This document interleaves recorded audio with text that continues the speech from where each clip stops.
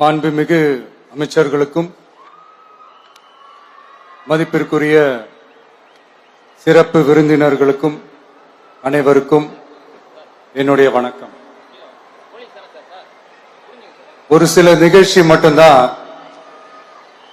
மனசுக்கு ரொம்ப நெருக்கமா ஃபீல் பண்ணும். அதை நினைச்சாலே ரொம்ப சந்தோஷமா ஃபீல் பண்ணும். அப்படிப்பட்ட ஒரு நிகழ்ச்சி தான் இன்னைக்கு இந்த சிங்கப்பெண் சிறப்பு படைய தொடங்கி வைக்கிற இந்த நிகழ்வு. உண்மையிலே மனசுக்கு ரொம்ப நெருக்கமான ஒண்ணு, சந்தோஷமான ஒண்ணு.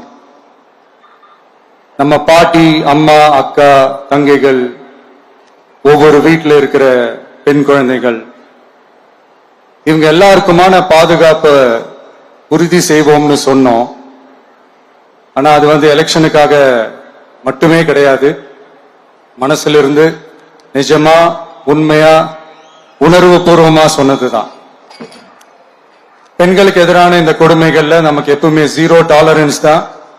அதுல ரொம்ப உறுதியா இருக்கிறோம். சோ சொன்னதை எல்லாமே செய்யணும். கொஞ்சம் கொஞ்சமா, படிப்படியா அதை செயல்ல கொண்டு வரணும். அதுல ரொம்ப தெளிவா இருக்கிறோம். அதனாலதான் ஆட்சிக்கு வந்த உடனே இந்த குறைஞ்ச நாட்களுக்குள்ளேயே இதை நடைமுறைக்கு கொண்டு வந்திருக்கிறோம். தமிழ்நாட்டில் இருக்கிற பெண்கள், பெண் குழந்தைகள் எல்லாருமே பாதுகாப்பா, தன்னம்பிக்கையோடு இருக்கணும். அதுக்கான முதல் கட்டம் தான் இந்த ஸ்டெப். இது மனசுக்கு ஒரு மன நிறைவை கொடுத்தாலும், அதே நேரத்தில் பெண்களை பத்தின சில செய்திகள்லாம் கேட்கும் போது உண்மையிலேயே மனசு பதறுது, கண்ணு கலங்குது. அது கண்ட்ரோல் பண்ணவே முடியல. ஏன்னா நடக்கிற கொடுமைகள்லாம் யாருக்குங்க? நம்ம குடும்பத்தை சேர்ந்தவங்க தானே. எப்படி மனசு பதறாம இருக்கும்? அதனால பெண்களுக்கு எதிராக இதெல்லாம் ஏன் நடக்குது, எதுக்கு நடக்குதுன்றது மற்றவங்க மாதிரி ரீல்ஸ்லயும் இன்ஸ்டாலையும் தேடிட்டு இருக்க முடியாது. ரியாலிட்டிய புரிஞ்சுக்கணும். சோ இந்த பிரச்சனைகள்லாம் ஏன் நடக்குது அப்படின்றத அனலைஸ் பண்ணி பார்க்கும்போது சுத்தி சுத்தி பாத்தீங்கன்னா ஒரே இடத்துலதான் நிக்குது. போதை பொருள் நடமாட்டம். அதை வேரோட பிடுங்கி எறியணும். இது 2026 போன மாசம் மே மாசம் 10ஆம் தேதி இந்த பிரச்சனை புதுசா முளைச்சு வந்துடல. இது பல வருஷமா இருக்கிற பிரச்சனை. பல வருஷமா இதை கண்டுக்காம விட்டதுதான் அந்த வேர் இவ்வளவு ஆழமா பரவி இருக்குது. இத பல வருஷமா கண்டுக்காம விட்டது யாருன்றது நான் சொல்லிதான் உங்களுக்கு தெரியணும்னு அவசியம் இல்லை. அது உங்களுக்கே நல்லா தெரியும். இப்ப அதை பத்தி பேசியும் பிரயோஜனம் இல்லை. முதல்ல இந்த போதை பொருள் நடமாட்டத்தை வேரோட பிடுங்கி எறியணும். அப்படி எரிஞ்சாதான் இந்த பெண்களுக்கான இந்த சேஃப்டி ரொம்ப ஸ்ட்ராங் ஆகும். இது ரெண்டுமே ஸ்ட்ராங் ஆனாலே ஆட்டோமேட்டிக்கா சட்டம் ஒழுங்கும் சரியாகும். இந்த 3 விஷயம் சொன்னல, இந்த போதை பொருள் நடமாட்டம், பெண்களுக்கு எதிரான இந்த கொடுமை, இந்த சட்டம் ஒழுங்கு, இது 3மே ஒண்ணுக்கு ஒண்ணு இன்டர்லிங்க்ட் தான். இதுவும் இப்ப புதுசா வந்த பிரச்சனை கிடையாது. பல வருஷமா இது இன்டர்லிங்க்டா தான் இருக்குது. இதெல்லாம் ஏன், எதுக்குன்றது இப்ப முக்கியம் இல்லை. இது எப்படி சரி செய்ய போறோம்ன்றது தான் முக்கியம். பட் அதே நேரத்தில் இன்னொன்னையும் நம்ம மனசுல எடுத்துக்கணும். இந்த பெண் குழந்தைகளுக்கான இந்த பாதுகாப்பு இது வெறும் சட்டம் ஒழுங்கு சம்பந்தப்பட்டது மட்டும்தானா அப்படின்னு கேட்டீங்கன்னா இல்ல. இது சமூக ஒழுங்கும் சம்பந்தப்பட்டு இருக்கு. சமூக ஒழுகல தனி மனித ஒழுங்கும் சம்பந்தப்பட்டு இருக்கு. தனி மனிதன் ஒழுங்கா இருந்தாலே அந்த சமூகம் தன்னால மாறும். ஒரு கட்டுப்பாட்டோட, ஒரு பொறுப்பா இருந்தாலே இந்த மாதிரி பல பிரச்சனைகளை நம்ம கண்ட்ரோல் பண்ணலாம்.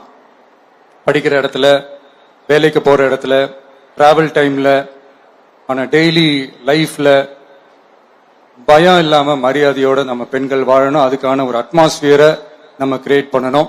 அதுதான் நம்மளுடைய ஃபர்ஸ்ட் டார்கெட்டு. இவ்வளவு நேரம் நான் இதெல்லாம் ரொம்ப சாஃப்டா சொல்லிட்டு இருந்தேன். ஆனா பெண்களை தொந்தரவு செஞ்சுட்டு அப்படியே எஸ்கேப் ஆகி போயிடலாம்னு நினைக்கிறவங்களுக்கு நான் ஒரு வார்னிங்காவே சொல்றேன். பெண்கள் பாதுகாப்பை டிஸ்டர்ப் பண்றவங்க யாரா இருந்தாலும் அது சகிச்சுக்கவே முடியாது. அவங்களுக்கான தண்டனைக்கான அந்த நடவடிக்கைகள் எல்லாமே போலீஸ் டிபார்ட்மெண்ட்ல இருந்து ரொம்ப கடுமையான ஒரு தண்டனையா இருக்கும். கடுமையான ஒரு நடவடிக்கைகளா இருக்கும். அந்த தண்டனை, அவங்களுக்கான அந்த சார்ஜ் ஷீட் எல்லாமே ரொம்ப ஃபாஸ்டா, ஸ்பீடா அது செயல்படுத்தப்படும். என்ன ஒண்ணு, அந்த ஸ்பீட்ல நிரபராதிகள் யாரும் தண்டிக்கப்பட்டிருக்கூடாது. இதையும் காவல் அதிகாரிகள் மைண்ட்ல எடுத்துக்கணும். தப்பு செஞ்சவங்களுக்கு மட்டுமே அந்த உண்மையான கடுமையான தண்டனை கோர்ட் மூலியமா வாங்கி தரணும். அப்பதான் அதை பார்த்து தப்பு செய்ய நினைக்கிறவங்களுக்கு கூட தப்பு செய்யக்கூடாதுன்ற அந்த ஒரு பயம் வரணும். இந்த சிங்கப்பெண் சிறப்பு படைக்காக நம் அரசு சார்பாக முதற்கட்டமாக 354 கோடிக்கு மேல நிதி ஒதுக்கப்பட இருக்கு. இந்த திட்டத்தோட இரண்டாவது கட்டமா இந்த படைக்காக மட்டுமே 2500 புதிய பணியிடங்கள் உருவாக்கப்பட உள்ளது. பெண்களோட பாதுகாப்பை ஸ்ட்ராங் பண்றதுக்காக மாடர்ன் ஃபெசிலிட்டிஸ் இருக்கிற வாகனங்களும் நவீன உபகரணங்களும் தொழில்நுட்ப சாதனங்களும் அலாட் செய்யப்பட இருக்கு. ஆல்ரெடி உமன் சேஃப்டிக்காக செயல்படுற அமைப்புகளுக்கு அடிஷனல் ஸ்ட்ரென்த் அண்ட் சப்போர்ட்டா இந்த சிங்கப்பெண் படை செயல்படுங்கிறத மீண்டும் வலியுறுத்தி சொல்ல விரும்புறேன். பெண்களுக்கு எதிரான குற்றங்கள் நடக்கிறதுக்கு முன்னாடியே அதை தடுக்கிற காவல் நடவடிக்கையில இந்த படை முக்கிய பங்கு வகிக்கும். ஃபீல்ட் ஒர்க்ஸ் அண்ட் பிரிவென்டிவ் ஆக்ஷன்ஸ்ல இந்த படை ஈடுபடுறதால அனைத்து மகளிர் காவல் நிலையங்கள் எல்லாம் வழக்கு விசாரணையிலும் குற்றவாளிகளுக்கு தண்டனை வாங்கி தர்றதிலையும் இன்னும் அதிக கவனம் செலுத்த முடியும். பெண்களை ஃபாலோ பண்றது, பாலியல் தொல்லை தர்றது, டார்கெட் பண்ணி திரும்ப திரும்ப தொந்தரவு செய்யறது, பெண்கள் கடத்தல் முயற்சி, பப்ளிக் பிளேஸ்ல அசிங்கமா நடந்துக்கிறதுக்கு பஸ்ல தொல்லை தர்றது, கூட்டத்துல பெண்களுக்கு தொல்லை தர்றதுன்னு இது மாதிரி தப்ப தடுக்கிறதுல ரொம்ப முக்கியமா இந்த சிங்கப்பெண் படை செயல்படும். பெண்களுக்கு எதிரான குற்றங்களை தடுக்க நடவடிக்கை எடுக்க இந்தியாவிலேயே முதல் முறையாக ட்ரோன் வாயிலாக பெட்ரோல் மூலை அறிமுகப்படுத்தப்படும். நம்ம வீட்டு பெண்கள் அவங்களோட ட்ரீம்ஸ் அண்ட் எக்ஸ்பெக்டேஷன்ஸ் என்ன அப்படின்றத நம்ம அரசு நல்லாவே புரிஞ்சு வச்சிருக்கு. அதை கொஞ்சம் கொஞ்சமா நாங்க செயல்படுத்துவோம். உங்களுக்கான மரியாதையும் தான், உங்களுக்கான அந்த கண்ணியமும் தான் நம்ம அரசினுடைய highest and most important priority. ஒரு கவர்மெண்டோட அந்த விஷன் அண்ட் டார்கெட் ஆனஸ்டா இருந்தாலே போதும். பிளான்ஸ் அண்ட் அட்டெம்ப்ட்ஸ் அது போற பாதை சரியா இருக்கும்னு சொல்லுவாங்க. அப்படிப்பட்ட ஒரு கவர்மெண்ட் தான் நம்மளுடைய கவர்மெண்ட், உங்களுக்கான கவர்மெண்ட். இந்த ஷார்ட் ஸ்பேன்ல இந்த சிங்கப்பெண் சிறப்பு படைய நடைமுறைக்கு கொண்டு வந்து இதுக்கு ரொம்ப கடுமையா உழைச்ச காவல்துறை அதிகாரிகளுக்கும் பணியாளர்களுக்கும் இந்த நேரத்தில் என்னுடைய பாராட்டுகளை தெரிவிச்சுக்கிறேன்.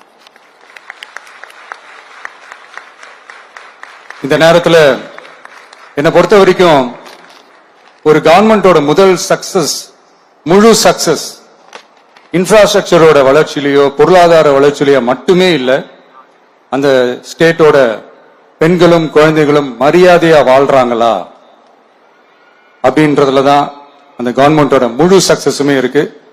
அதோட சேர்ந்ததுதான் மற்ற எல்லா வளர்ச்சியும். அதுலயும் நாங்க கவனம் ஃபுல் கான்சென்ட்ரேட் பண்ணுவோம்.